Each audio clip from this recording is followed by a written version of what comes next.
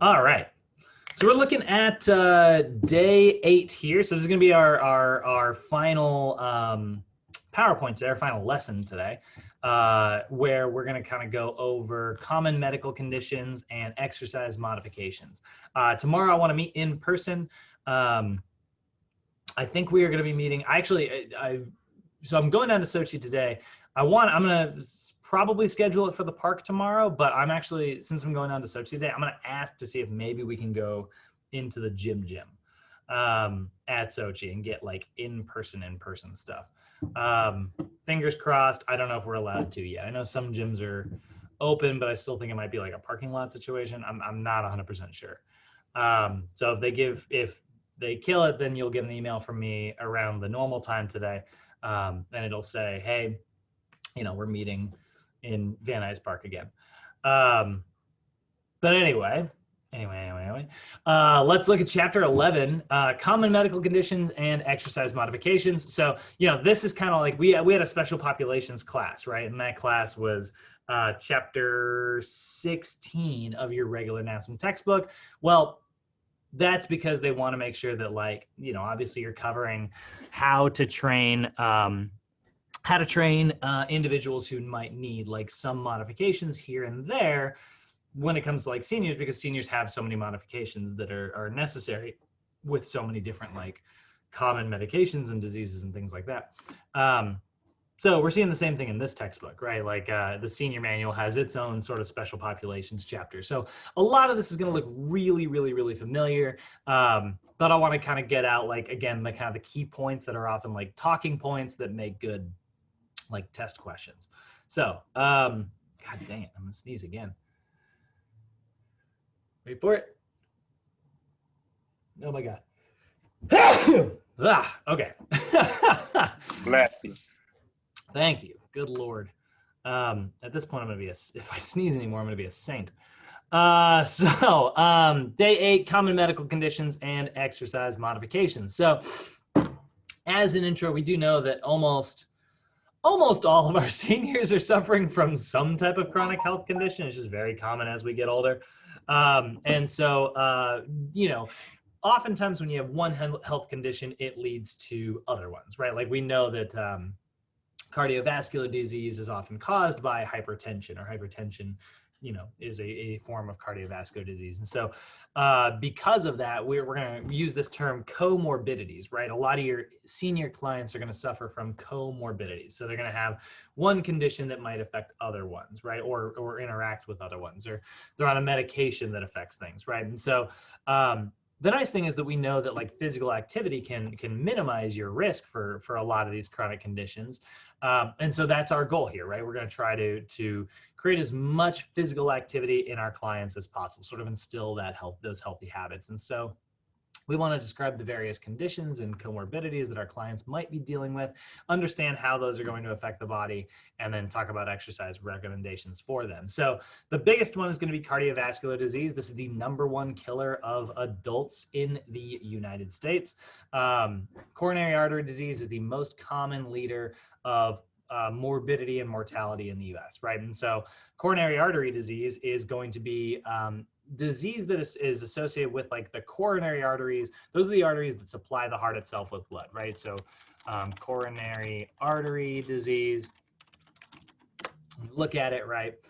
It's blockage, plaque, things like that, building up on the inside of our blood vessels in the heart itself. I mean, obviously you can have atherosclerosis, which is like buildup of fatty materials in blood vessels in general. But once it gets like stuck in your heart, remember your heart is the pump that pumps blood everywhere. So if you sort of kill the pump, you're messing everything up there, And so that's sort of what we're looking at when we talk about like cardiovascular disease, right? Coronary artery disease, the accumulation of damage to the walls of the blood vessels that supply the heart itself with blood. So that's a big definition to definitely have there and sort of know how that works, right? So again, whenever you see the word coronary artery, those are the arteries that are supplying the heart itself with blood. So what ends up happening is like fat builds up on the inside of the blood vessel walls. Then because there's so much fat building up there, blood cannot travel through that vessel quite as effectively. And so that's going to decrease the amount of blood that can get to the tissues of the heart, right? And so fat restricts that blood flow. That causes lack of oxygen delivery to the heart muscle, and all of the cells in your body rely on oxygen. The reason that you breathe is so that you can get oxygen into your blood so it can get that oxygen into your cells. And so if you can't deliver oxygen to your heart cells, those heart cells die, right? So we know that we have exercise recommendations because exercise is a great way for making your heart pump a little bit more, which actually cleans out those blood vessels. We know that it has really positive effects, right? Like exercise produces like stress hormones in a very, positive, gentle way. It creates things like testosterone and estrogen. And both of those, because those are hormones, they rely on fat a lot of times. And that actually is why exercise has been shown to reduce your cholesterol. It's been shown to reduce your risk for hypertension. You're taking that fatty buildup and your body is going to take that fat and be like, I'm going to use this to turn it into like a hormone so we can continue to exercise. And so it eats up those that fatty buildup, and that's why exercise. That's one of the reasons why exercise is so good for coronary artery disease, is because it's going to clean out your blood vessels. Meanwhile, you're also going to strengthen the heart because exercise requires like an elevated heart rate. You're going to strengthen the heart, which is going to mean that it can push through that hardened artery a little bit more effectively. So our exercise recommendations, we know that it's very important to exercise when we are working with coronary artery, or if we suffer from coronary artery disease. But at the same time, like as a fitness professional, it's very important that you guys always obtain a physician's release before exercising. If your client has coronary artery disease, meaning that like maybe they've had a stent put in, or maybe they have had a heart surgery in the past, they suffer from a heart attack at some point. If they're coming back from something like that, make sure it's always really important you have a physician's release before you begin exercise. And that way, like you're always legally covered for any any mishaps that might happen during your session, Also, always have access to an AED. That's an automated external defibrillator. Your gyms will do this for you. Your gyms will have an AED available, unless you're teaching an outdoor boot camp, in which case I actually recommend purchasing one. Let's see here. Automated external defibrillator. They're not super cheap. Yeah, like $1,500. They're quite pricey. Make no mistake about it. The trainer's only $272. That's crazy. Yeah, they are actually quite expensive. But if you start, and if you're starting a boot camp, like a small boot camp, hey, you're probably not gonna be able to afford it. But if you get to where like you are running like 30, 40 people in a camp and you're doing like 3 or 4 camps a day, you're making a pretty good income. $1,300, yeah, it's a stiff investment, but at the same time, like you hope you're never gonna have to use it. I've never had to use an AED. I've never, ever had to do that. I've never had to do CPR personally. But I always know exactly where it is in every gym that I'm working at. Having one available at your gym is required by law. It's not required necessarily for boot camps, I don't think. I actually don't know the law on that, but it is always a good idea. So that is your automated external defibrillator. You guys will have training on that when you go get your CPR cards. So always have access to that. And then with coronary artery disease, make sure you're testing your blood pressure to see if your client can participate that day. We know that like, again, a lot of gyms don't even have necessarily, don't necessarily have blood pressure cuffs. I mean, you can always have one. You guys have one in your gym bags.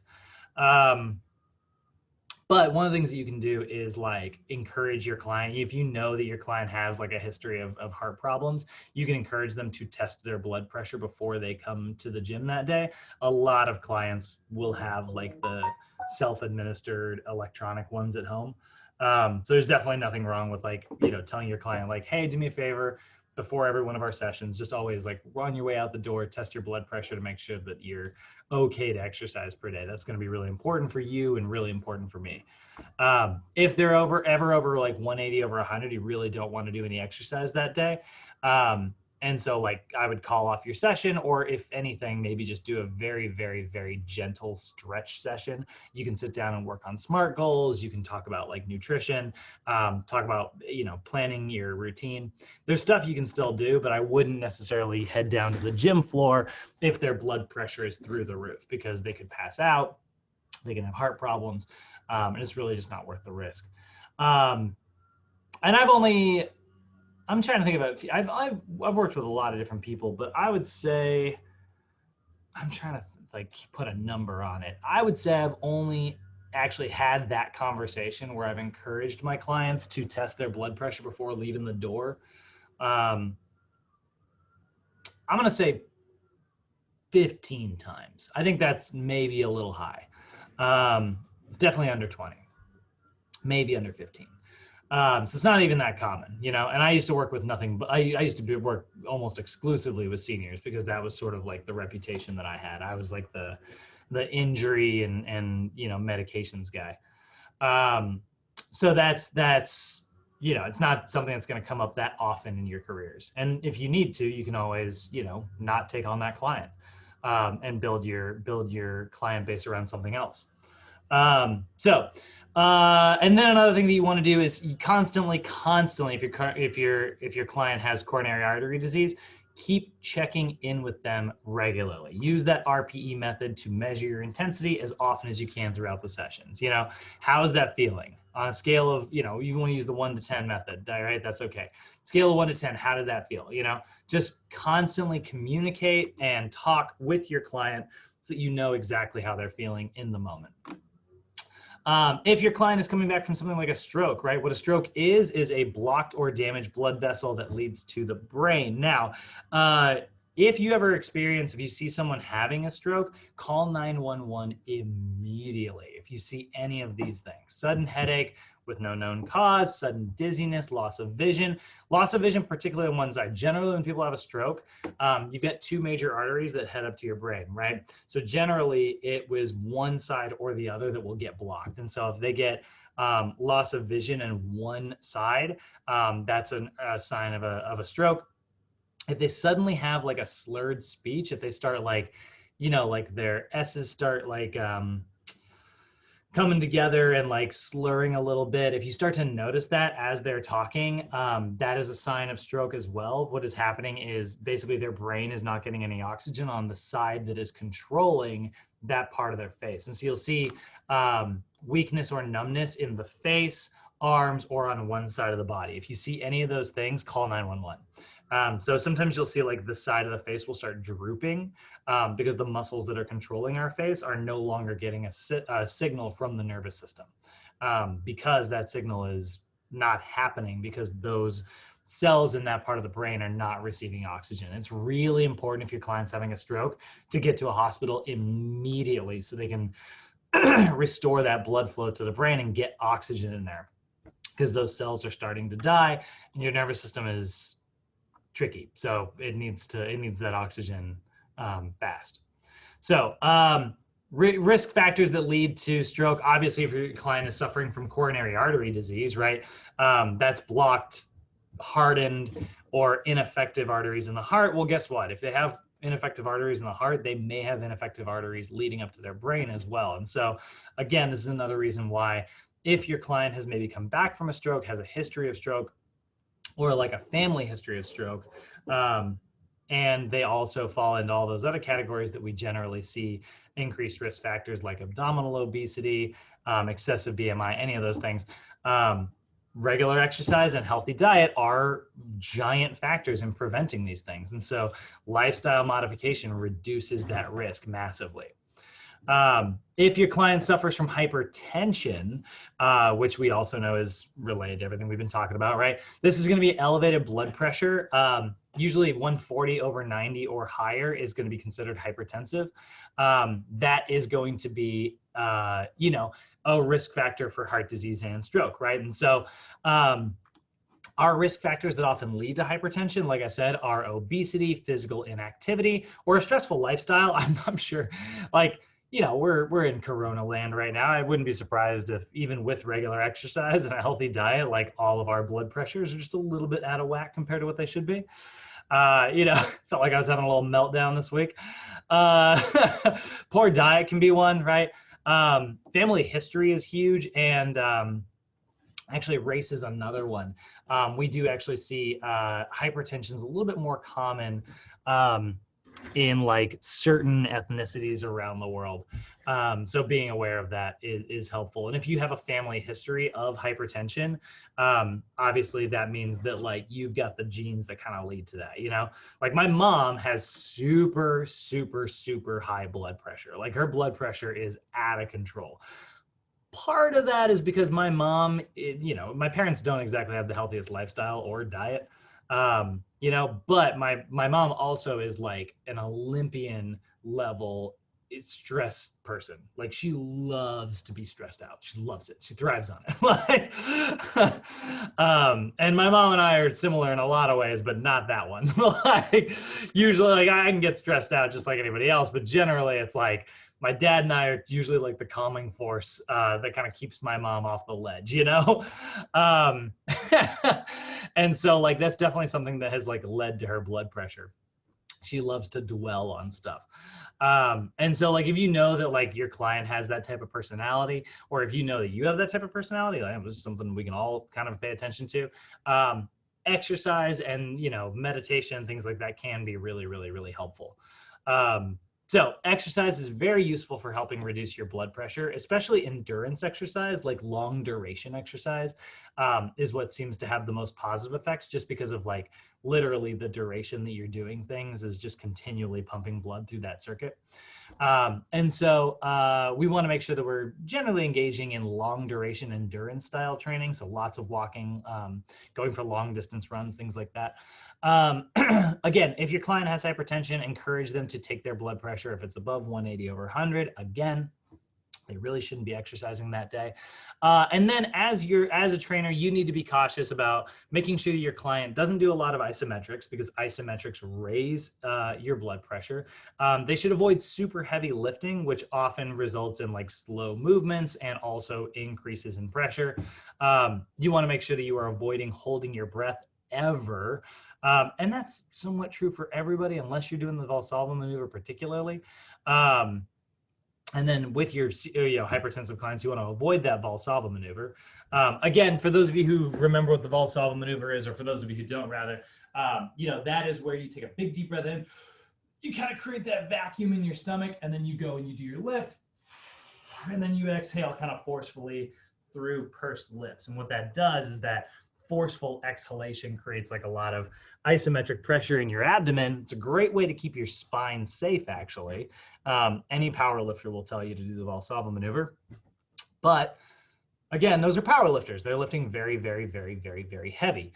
In hypertensive clients, we really shouldn't be doing either of those things.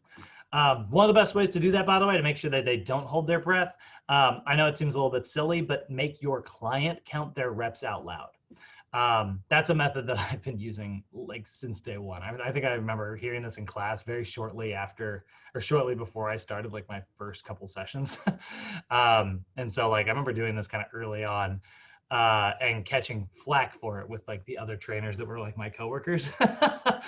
And they were like, they all told me that I didn't know how to count. And so that's why I made my clients do it. And I was like, but they told me to do it in class. It's true. Screw those guys. I was right. If your client's got hypertension, make sure that they are counting their reps out loud. Question on the Valsalvic really quick. You want to exhale concentrically? Yeah. You're exhaling concentrically like you normally do. So that's totally normal. It's just that you're doing it like rather than just like exhaling, I guess normally, you would exhale through pursed lips like that, so that it creates more pressure. You know, like see how my cheeks puff out? Well, so is my stomach, right? Like my abdomen's puffing out because I'm generating pressure with my mouth, and that pressure is traveling all the way down. And then my abdomen has to contract my diaphragm harder. That creates even more pressure. So it's pressure on pressure on pressure. Does that make sense? Yeah. Cool. All right, next one we got dyslipidemia. Dys for bad, so bad lipidemia, aka high cholesterol, bad cholesterol. So this is going to be elevated lipoproteins in your blood, and so that causes a lot of blockages and creates things like atherosclerosis, right? And so what ends up happening is, you get, let's see here, dyslipidemia. What ends up happening? Oh, that's a great picture. Look at that.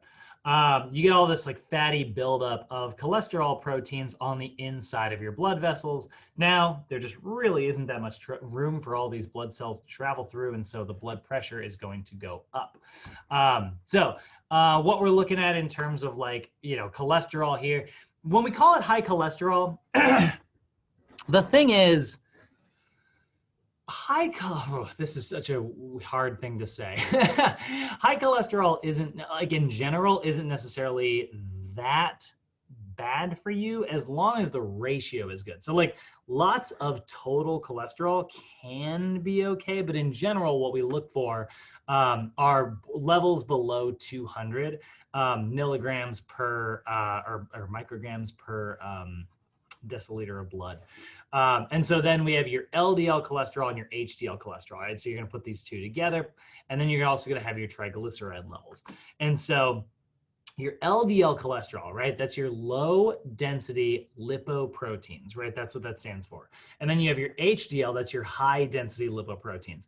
I like to call my LDL cholesterol, I like to call it lazy density lipoproteins, because that's really kind of how it acts in the body. It's lazy. It takes a nap on the inside of your blood vessels, and now you can't move stuff through your body, right? So LDL cholesterol is the bad stuff. HDL is the good stuff. LDL is also responsible for transporting fat to your fat cells. HDL cholesterol is responsible for transporting fat to be produced into hormones and things like that. And that's actually why cholesterol is good for you. We don't want to have no cholesterol. We want to have a good ratio of HDL to LDL. And so we know that high fiber foods raise your HDL. We know that omega-3s and omega-6s are both very good for your good cholesterol, your high density stuff, right? And then triglycerides are how we store fat inside the body, right? When you think of what a fat molecule is, right? You think about a triglyceride, you have three individual fatty acids attached to a glycerol backbone, right? Yeah, these are all there we go. I want to say something like this, right? So there's a fatty acid, there's a fatty acid, there's a fatty acid, right? And chemically it would look like this, 1, 2, and 3. And then here's this little alcohol backbone that it actually has. So that's a molecule of glycerol. So that's why it's a tri for 3 glyceride, right? And so 3 fatty acids. So these fatty acids can be cleaved off to to produce energy. So it's important to have fat in your diet and in your body. It's a very, very necessary thing. But when we have excessive abdominal fat in particular, but just excessive body fat, we have excessive triglycerides, again, that starts building up inside of our blood vessels. That creates plaque. That plaque creates hypertension. So our exercise recommendations are going to be aerobic exercise, very, very effective at treating high cholesterol. Generally, we want to get around 150 minutes per week in order to have positive effects. That's the USDA recommendations. So we really, sorry, not USDA. CDC, good God.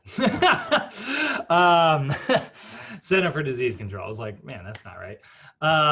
Not the Department of Agriculture. So 150 minutes per week in terms of activity is what we're looking for in order to have positive effects on our cholesterol. That's only 30 minutes a day. Go for a 30-minute walk once a day, pick up an audiobook, go through the whole Harry Potter series in a month. So we do know that that's very effective, but at the same time, diet is going to be a big part of this conversation as well. And so a combination of exercise plus a healthy diet is always going to be the most effective at treating high cholesterol. We definitely really when you look at one of the most famous ones is the Mediterranean diet. And so, these are just a lot of foods that tend to be very high in whole grains, dark leafy vegetables, and lots of fish. That's sort of your classic Mediterranean diet. So when you think about it, it's like a lot of whole grains, fruits and veggies, lots of oils, holy crap, lots of oils, lots of seafood, and then like a little bit of like dairy and a little bit of like red meats and cheeses and things like that.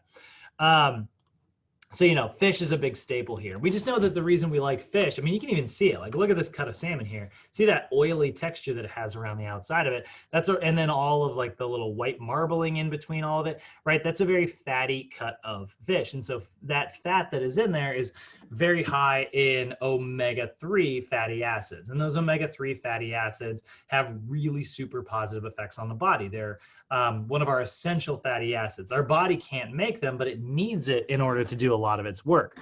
Just like our body can make certain amino acids, but it cannot make other amino acids. And so it's essential that this gets into your diet. So, you know, if you were to create a diet like this, if you look at it, like there's lots of avocado, walnuts, kind of knows that, what is that? Acorns. Radishes. What is it? What was that? Like Oh my God, I'm blind. That's embarrassing. Oatmeals, leafy green vegetables, turmeric is really good. All of these are really, really great meals that usually come out of the Mediterranean, right? And they have just found, it's really funny. They have found that like in the Mediterranean, there is less evidence of heart disease. It tends to be one of the healthiest places in the world. There's also, this is just a fun one, but there's also less incidences of skin cancer because a lot of those like really healthy fats are super high in vitamin E, which is very, very good for your skin as well. Fun fact for the day. Yeah, what's up, Irene?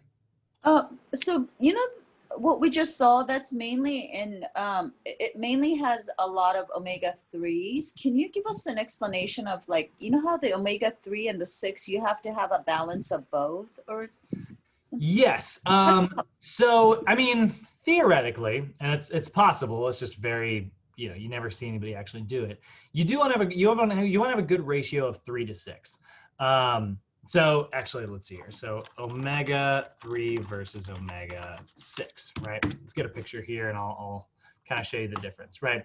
So omega-6s, right, are actually, this is saying some very bad stuff here. Here's the thing, omega-6s aren't actually that bad for you. They are also an essential fatty acids. They're important to have in your diet. Even though this is saying like a lot of these negative things, what we see though, the problem with it is that yes, omega-6s are usually what we're gonna find from like corn oils or even olive oils and things like that, safflower oils, certain like corn-fed meat, like you know, the way that we usually create a lot of meats here in the US, we get a lot of omega-6s. So we have a lot of omega-6 in our diet, even though this is an essential fatty acid.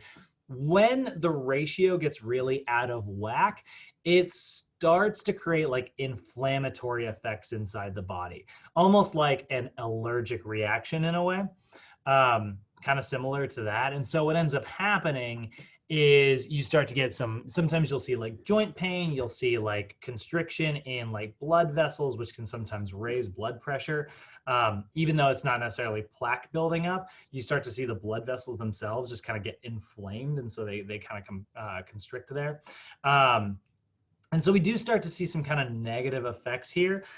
I don't think it's that necessary to straight up avoid omega-6s like the plague or anything. Like you know, you'll hear me say this all day long, avoid fried foods. Like trans fats, there's no reason to get trans fats in your diet. I can't, there's not, and I mean this, there is not one good reason. There exist 0 reasons to eat trans fats other than they taste amazing. So like, you know, that is legitimately just always bad for us. Omega-6s though do have positive effects. They you know, they're necessary for like cell production. They help, you know, create our cell walls. They help generate hormones. We have a reason that omega-6s are in our diets. The problem is it's too much of a good thing here in the US in particular. We have a lot of omega-6 foods. And so now the ratio starts to get out of whack and you start to see inflammatory problems, gastrointestinal problems. You'll even hear people claim, and I don't know too much about this, but you'll hear like brain fogginess is a problem. And so we just want to make sure that we're trying to get as many omega-3s in our diet as possible, because they're just not as common in like a Western style diet. I do think, I mean, omega-3s are just so good for you. So I can't say that like it's overhyped, but I think the reason we have to talk about it so much and like the reason it's so much part of the conversation, when we put so much emphasis on omega-3s, is because it's not naturally part of like the typical American diet. So because of that, we're putting all this kind of extra emphasis on it. It's kind of like when everybody found out kale was really good and they were like, you got to get kale. I mean, kale was in everything, just everything. It's like, look, it is good for you, but if you were eating plenty of broccoli and plenty of spinach and other stuff, you don't need it. You don't need excess kale. You know, like I think the same thing is true. Bored. Yeah, right. It's like spinach, but hairy. Yeah. So it's like, you know, it's one of those things. So you'll hear people just talk constantly about omega-3s. If you are eating a healthy diet, it's not like you need, like, I know so many of my students who are like, they'll have like fish every day and then they'll still take an omega-3 supplement. And it's like, you probably don't need to do that, you know? If it's a part of your diet, you're covered, you know? Like, so Brad, like avocado has more omega-6 than 3, right? Or does it? Or does... Probably. So what's a good ratio? Like if you were to consume, say you're having a meal, the omega-3 and 6, what would be a good ratio? I'm sorry. I'm sorry. No. Like what's a good ratio? Like if you're having a meal like with omega-3 and 6, you should definitely have more 3 over 6, right?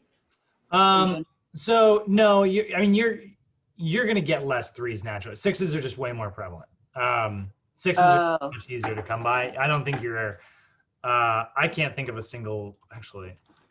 What food has more omega-3 than 6? Seriously, fatty fish actually do have more than omega? What has more? I mean, I know they're high, but let's see here. Salmon. So like omega-6 in moderation for sure. Honestly, I actually don't really worry about it. Okay, yeah. Even salmon. Okay, yeah. I was gonna say, there's no way it has more 3s than 6s. It's still a 1 to 11 ratio. I get it. There you go. There's a 1 to 2.5. You know what? I thought, like, for instance, salmon was all omega-3. Not all, but it is. I mean, it's high in omega-3, so you should totally eat it. You know, it's very good for you. I never knew that. Okay. So there's no avoiding 6s. And 6s, again, I can't say it enough. They are good for you. We tend to get like way too much of it, right? And really, at the end of the day, the fat that we should be talking about as like the bad guy here is trans fats. Right. And then okay. Saturated fat is also not so great for us. Remember, saturated fat are those solid fats, right? So saturated fatty acids are butter. Yeah, butter. Even coconut, right? Oh, actually, look at this. This is great.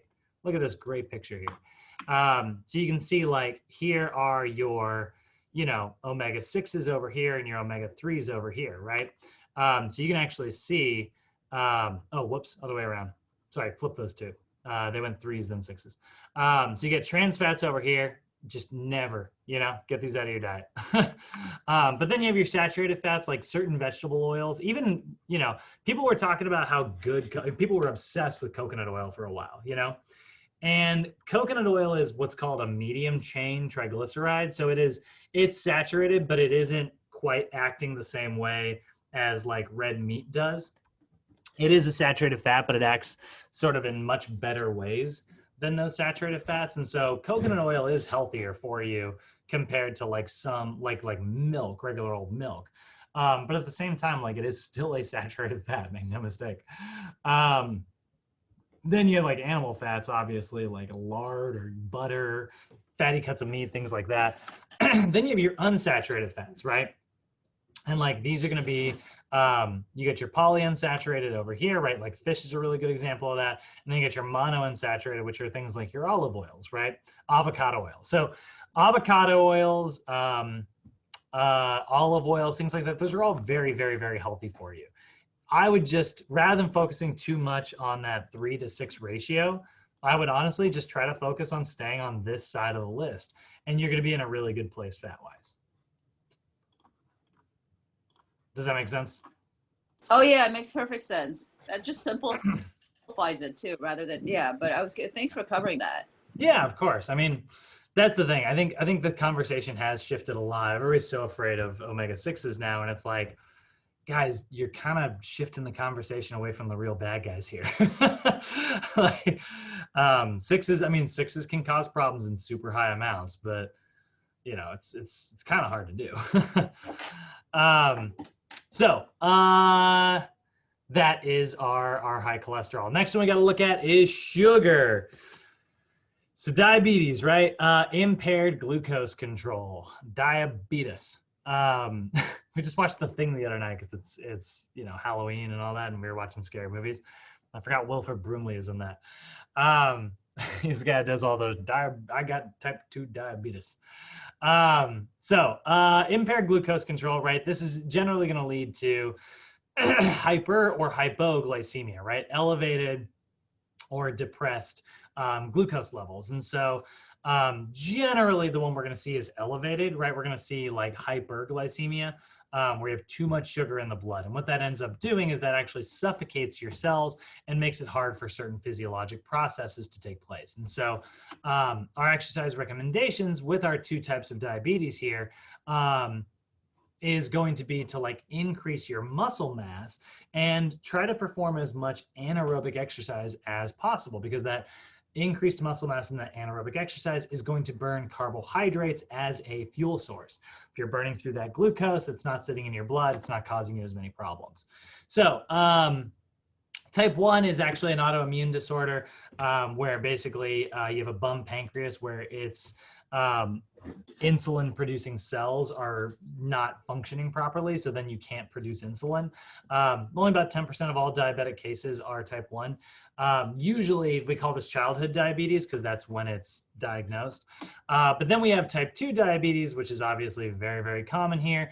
This is they call it non-insulin dependent because technically your cells are creating enough insulin.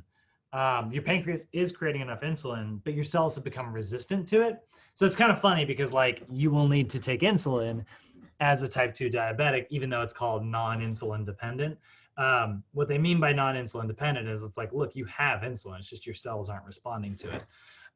So that is where you'll often see elevated blood glucose levels, which often causes, again, like a lot of like varicose problems, and a lot of other physiologic disorders. So again, we want to try to increase our muscle mass. Muscle mass is going to eat carbohydrates as a fuel source very effectively. So doing that is a great, great way to lower your blood sugar levels overall and get your body to also become more sensitive to that insulin. Ensure that your client does not exercise. This is another one where you want to encourage your clients, and diabetic clients are going to be pretty diligent about this anyways. But ensure that your clients are checking their blood glucose levels when they wake up, and make sure that their blood glucose levels are within a normal, healthy range before they start exercising. If their glucose levels are too low before they start exercising, they might like pass out mid-training session and they get really nauseous. You as a trainer, you want to make sure that you have some simple sugars available, usually something like fruit, which is healthy, obviously, and isn't going to spike their blood sugar quite as the same way that like processed sugar was, but it is sugar, so it's going to enter the bloodstream very quickly.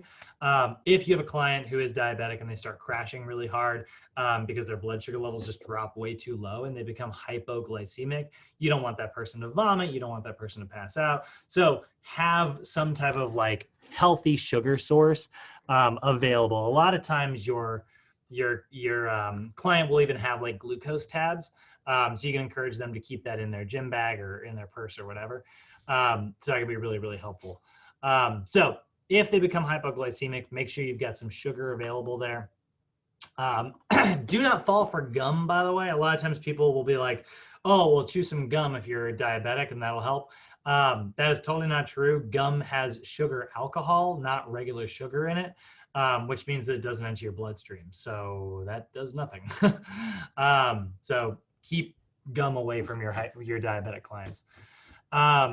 And then ensure that like they're always performing exercise in like a very safe environment. They might have neuropathy. If they're a really extreme case, remember like when your cells don't get oxygen, they die, right? And so oftentimes the smallest nerves and the smallest blood vessels, those are usually in like your feet and your hands, right? And so that's why like neuropathy is very common amongst diabetics, and usually you hear about it in like the feet and hands, right? And so like those very, very tiny blood vessels and those very, very tiny nerves are often the ones that are also responsible for like your balance, right? And so that balance can be reduced with diabetics. So be aware of neuropathy that is damage to the nerves in a particular body part, leading to a numbness or a tingling sensation. This is why proper foot care is so, so, so important with our diabetic clients, because if they have like numbness and they get like a blister, blister's not going to kill you until it gets infected. And those are normally quite painful if you get an infection. But if your client can't feel that because there's nerve damage there, they get that infection, they don't catch that infection, then that infection gets bad and bad and bad and bad, and then they got to lose their foot. So be very cautious there. Back when I used to work at Biggest Loser, that was a big part of my job. Big part of my job every day was checking feet and managing blisters, because our clients were doing 2-hour hikes every day, which is, blister city population, those guys. It wasn't glamorous, but it was a hell of a job. So then we also have COPD, right? Chronic obstructive pulmonary disorder. This is where we're looking at the lungs, right? A condition that affects lung function, obviously very common among seniors. We do know that our seniors often suffer from things like emphysema or chronic bronchitis. And then we also have just like asthma cases. So when you're dealing with COPD, we want to make sure that you're using the RPE scale to continually check in with your client. Make sure that you are modifying your intensities if necessary, and then ensure that your client is always using proper breathing patterns. Do not let them hold their breath, right? That's such a common thing. I caught myself holding my breath yesterday when I was exercising. I was like in the middle of a set, and I was like, man, this is getting heavy. And I was like, oh my God, I'm holding my breath. What is it that I always tell people to do? It's just very easy to kind of do. So emphasize like proper breathing patterns. Inhale eccentrically, exhale concentrically. Avoid isometrics, avoid high intensity. No, not because of hypertension problems, but because it will often cause like that dyspnea or that shortness of breath that we often see. And then teach your clients to exercise with proper posture. Obviously, if your client, one of the biggest things, Irene, you've been getting more and more into running, it kind of seems like from my end. One of the things you got to learn when you're kind of learning to run hills for the first time is not to do that thing that you see people do. When you see people who are like hiking and they get tired and they start going uphill like this, they almost like use their hands to like push and they're like hunched over like this. This is cutting off all air to your diaphragm. Like it's very hard to breathe in. So you do want to encourage like proper posture and diaphragmatic breathing. That's going to make it much easier for your client to, supply their body with oxygen. See that with stairs a lot. People they're like, it looks like they're dreading it. And I'm like, so dude, bad. Yeah. I'm like, don't do it if you're going to be in that posture. Right? And it creates like more stress hormones too. Like that's making we talk about how exercise is stress all the time, right? Well, that's the bad type of stress. like that is just not what we are going for.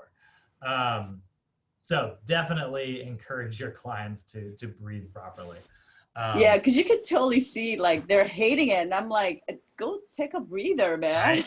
You'll see people who breathe into like like they just breathe like this. It's like, no, breathe down here to your diaphragm. I just tell people to breathe into their legs. Use your leg lungs. Arthritis, super common amongst our senior clients, right? Arthritis going to be split into two major categories here. It's damage or deterioration in the structures of your joints. Affects nearly 50% of people. I mean, that's you got a 1 in 2 chance of getting arthritis. You have osteoarthritis, which is sort of just like a degenerative joint disease. That's the gradual wear down that we sort of experience over time. And then you have rheumatoid arthritis, which is actually an autoimmune disorder where your body creates too much articular material. So like too much material between your joints. So we see arthritis, not news, images. So you see kind of two different versions here, right? Here's a normal healthy joint. There's just a, these healthy structures, these little, pieces of cartilage here have kind of worn down over time. So it's kind of bone on bone. That's very painful. It causes bone spurs, causes aches and pains.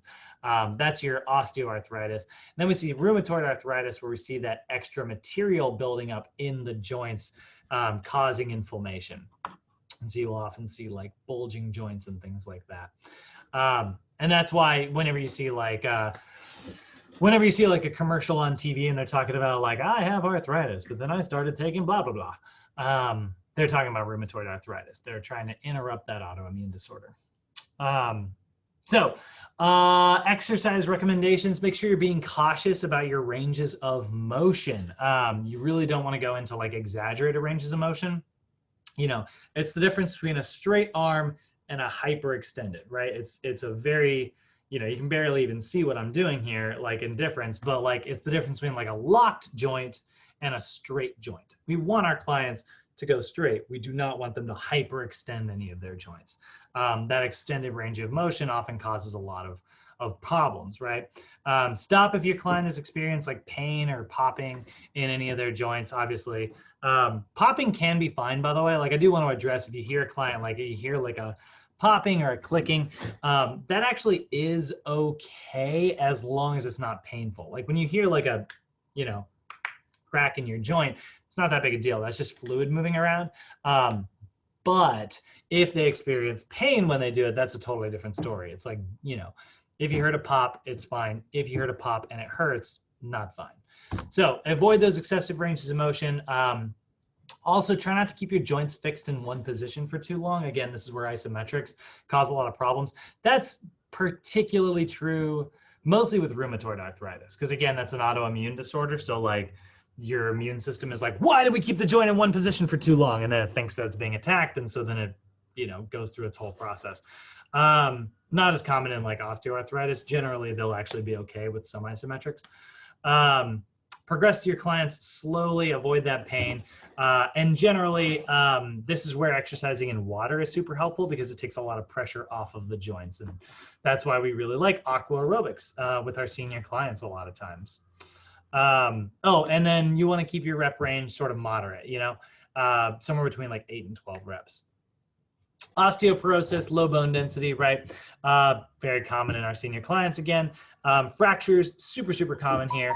A lot of times those fractures or that decrease in bone density will often be things that result in like that hyperkyphosis, right? We see that like exaggerated upper back rounding. So we do want to be aware of that. So we want to make sure that we definitely keep an eye on our client's posture, and we try to like pull them as upright as possible. That increased kyphosis, by the way, that rounding also increases your risk of falling. Like that can totally throw off your balance, which is not, very, very safe or healthy. So risk factors, if your client has like a history of fractures, if they have a history of osteoporosis, if they're older than 70 years old, if they are postmenopausal, if they were a smoker, or if they have super low body mass. So if they just do not weigh very much. Like if your client is surprisingly light, that can actually be a sign of bone density issues. Their skeletal system just doesn't weigh as much as that somebody who is 5'10" should, So keep an eye on stuff like that. Make sure they're talking. I mean, they should be talking to their doctor about these things. But high intensity exercise has been shown to have really positive effects here. By the way, we like lifting at relatively high intensities with bone density issues, because that high intensity is what creates the most like micro fractures. Obviously, you need to be cautious, right? You don't want to be like, all right, it's your first day in the gym, let's go do your 1 rep max. You know, but high intensities are really effective here. So weight-bearing exercise in particular is going to be really helpful here. We know that has the most positive effects on bone density. You also want to avoid excessive spinal flexion and excessive spinal extension, because that can sometimes cause problems. Again, they have low bone density issues, so now you're grinding those bones together, and they may not recover quite as quickly. And you want to encourage your client, again, to breathe through their diaphragm. If they are getting that upper back rounding that we talked about, right? We want to encourage them to try to breathe into their stomach, just like we talked about on the Santa Monica stairs just now.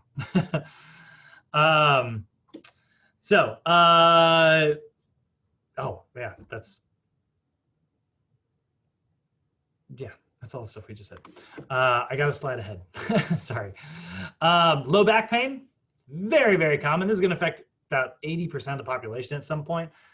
Hit me in my freaking 20s. Lumbar stenosis is one of the most common, especially in your senior clients. So after about, again, affects about 80% of all people. Stenosis is really common. That's when you look at like what spinal stenosis is. That is basically just a narrowing of the cavity. You know, you should have like plenty of space here. But if that space starts to like build up, that's sort of what we start to see in stenosis, just very common in seniors.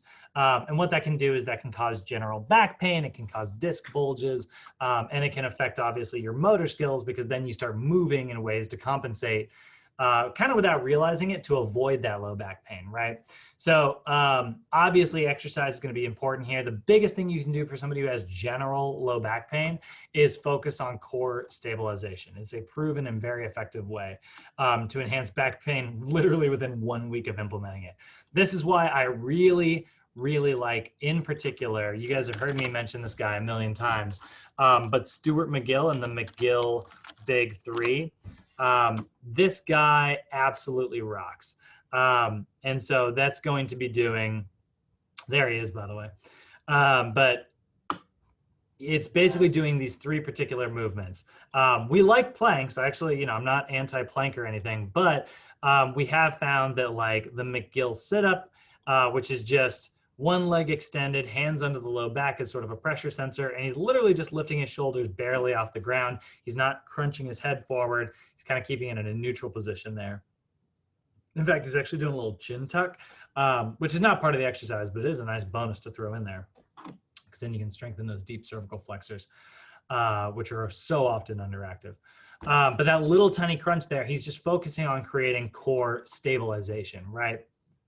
Going upside down? Oh. Yeah, maybe. Like inversion? Yeah, inversion tables, sometimes. It depends on if your discs are compacted or not. That can be effective. But not necessarily always, you know. So we really like this one. This is a great exercise. Then we also really like the side planks, which you can start on your knees, right? Start on your knees like this. That's going to be really great for creating stability, you know, from this direction, right? And you'll notice really when you think about like what spinal stabilization exercises are, they're much less about movement and they're about resisting movement, you know? Like when he's doing this one, he's resisting gravity pulling him down. You know, he's resisting it by being pulled up. When he's on the side, he's resisting dropping down this way by pulling it up, right?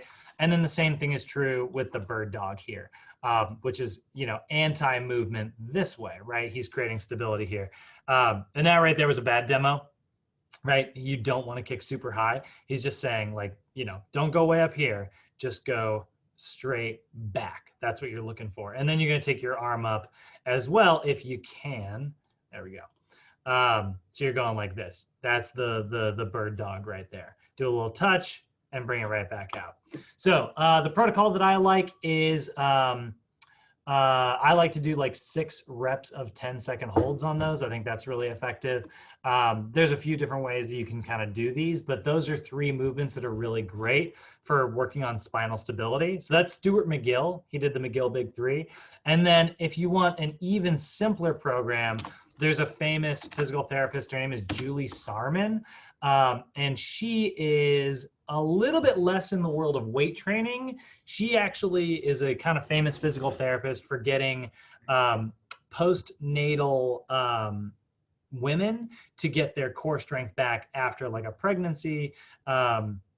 You know, a lot of times you'll lose like a lot of pelvic floor muscle stability and diaphragm strength. And so Julie Sarman's got a whole sort of Sarman protocol, which I'm not really seeing a great list here. Here we go. She's got like a whole protocol that you can go through to develop get your spinal stability back. And I'm a big fan of hers as well.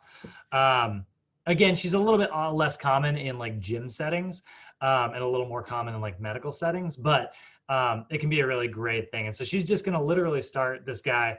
He's not even going to move. He is just going to focus on spinal stabilization here, where he is literally starting on the floor, learning how to just simply contract his abdominals. Then eventually he'll work into like one leg up and then another leg up and creating spinal stability here. And it's all about just like, you know, she has kind of a level progression here. And then eventually doing the same thing, but with like a little crunch. I'm sorry, with the extended legs. That's first. So again, he's just learning how to do like a little bit of stabilization while he's kicking his legs out and coming back in. And then the final round is kind of that traditional Pilates look where you get, you know, the same sort of thing going where the legs are moving with the crunch up, but it doesn't look like this guy's gonna go for that final level. So that's Julie Sarman. She's really good as well. If you have a client who's had like a C-section or something like that, really just terrific, awesome way to get your core strength back. And it's all about anti-movement, right? It's not about moving the spine. It's about like resisting movement of the spine, holding your spine in place. So if your clients do have general back pain, adhere to the general like healthcare provider recommendations. If their doctor has like recommendations, don't overwrite those. You know, listen to their doctor. Avoid any excessive range of motion, similar situation that we kind of see with osteoporosis there. And then focusing on proper alignment, flexibility, and posture are going to be key. I know that like whenever my back starts acting up, it's because, you know, well, as long as I can get hit at ultimate, a lot of times it's because I'm just not being very good about my flexibility training. So it's really important to make sure that you are focusing on, you know, trying to maintain that mobility, right? Don't skip your warm-ups, don't skip your cool downs. So kind of, you know, summarizing the whole concept here, obviously more than one chronic health condition is very, very common. It's still possible to participate in exercise, even if you have a lot of these diseases, these, you know, these conditions, these comorbidities, they're made better by exercise. So we want to do that as often as we can. And effective programming is going to be our best tool for sort of combating those. How you guys feeling? I know it's kind of like it's like we did our whole special populations class in one day. Do you guys have any questions on any of that stuff? Robert, Irene? No, I'm good. Thank you for covering all that. Yeah, it's kind of a brief overview. So just so you guys know, there is actually some fun nutrition stuff in that senior manual that we don't necessarily cover in this class.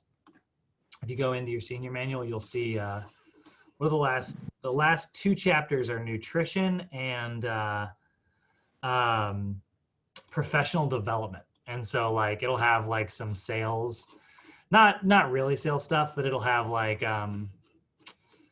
you know, like marketing stuff, like how you can sort of talk about like marketing yourself as like a senior trainer. So if you guys do want to read those last 2 chapters, they're not bad.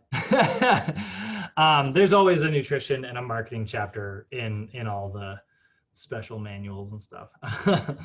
They all kind of say the same thing. It's like, you know, get your CEUs, get your niche. But yeah, that actually, I mean, honestly, it's kind of a shorter chapter. You guys are going to have homework 4 go out today. I am going to, like I said, I'm going down to Sochi after class here. I'm going to run down there and get grades put in and stuff, but I'm going to also meet all of our new students. And I'm going to ask and see if maybe we can meet at Sochi's gym tomorrow, you know, break that freaking thing in. If not, we'll meet in the park like normal. You know, we're going to do, I want to take you guys through, I want to show you like some stabilization, you know, how to perform, you know, do a miniature stabilization routine, do a miniature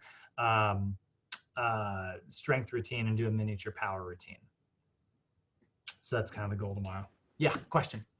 Yeah, Brett, you know the tip you gave me, apple out of pocket when I'm running? Yeah, does that help you? I think of it very often. And you know what I realized when I was doing those movements that you taught me is that I have a problem. I elevate my shoulders. Yeah. How do you keep them down? Yeah. Try to contract, you know, just again, don't just think like pinching your shoulders back. Think about pinching them down and back, right? Draw them this way instead of just this way, you know? That'll always help. Like, just learn how to contract, like, again, like an A fly instead of like a regular fly. Okay. Because then you're working the direct and you're working your low traps, which is straight up the opposite of your upper traps. And your upper traps are what do this. Yeah, because even just during class when I'm sitting, my shoulder, like I'm like, okay. Yeah, me it's too. a bad habit. Yeah, me too. Yeah. Okay, so lower track, cool. That's another great tip. Thank you. Yeah. So yeah, guys, I'm gonna, you know, kill the call, and then I'll see you guys tomorrow. Yeah, we'll look out for your email. Yeah, please do. 9 a.m. or 6 p.m. That's the plan. Yes. Thanks, Brad. You're welcome. All right, sounds good. I'll see you guys tomorrow. All right, see you tomorrow.